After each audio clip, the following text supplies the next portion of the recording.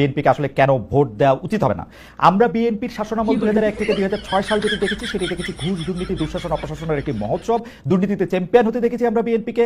10টা কষ্টের প্রবেশ দেখেছি, বিরোধী দলের নেতার সমাবেশে গ্রেনেড হামলা দেখেছি, তত্ত্বাবধায়ক সরকার ব্যবস্থা ধ্বংস করে একজন মাত্র বিচারককে প্রধান বিচারপতি এবং তত্ত্বাবধায়ক সরকার ব্যবস্থা প্রদান রাখার জন্য সংবিধান পরিবর্তন করতে দেখেছি।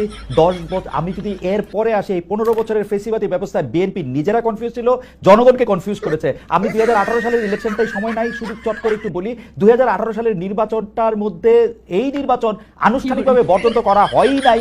সেই নির্বাচনে কারচুপি সম্পূর্ণভাবে নিশ্চিত হওয়ার পর বিএনপি তার সংসদ সদস্য 6 জন বা 5 জনকে শপথ নিতে পাঠিয়েছে এবং মহিলা সদস্য আসলে কোটাটাও নিয়েছে। তারেক সাহেবের কথা যদি বলি, আমরা দেখেছি তারেক সাহেব এই সময়ের মধ্যে সবচেয়ে ভালো ভালো কথাগুলি বলতেছেন, সে কথা সত্য, কিন্তু তার কথা যে কেউ শুনতেছেন না সেটি হচ্ছে তারেক সাহেবের দলের লোকেরাই তার কথা শুনতেছেন না। সেই জন্য চাঁদাবাজির থেকে শুরু করে বিভিন্ন সন্ত্রাস থানাঘেরাও এগুলি কিন্তু চলতেছে এবং তারেক সাহেবকেই বারবার বলতে হচ্ছে এই নির্বাচন খুব কঠিন হবে এবং এই তৃণমূল কিন্তু আসলে বিএনপির কেন্দ্রীভূত না।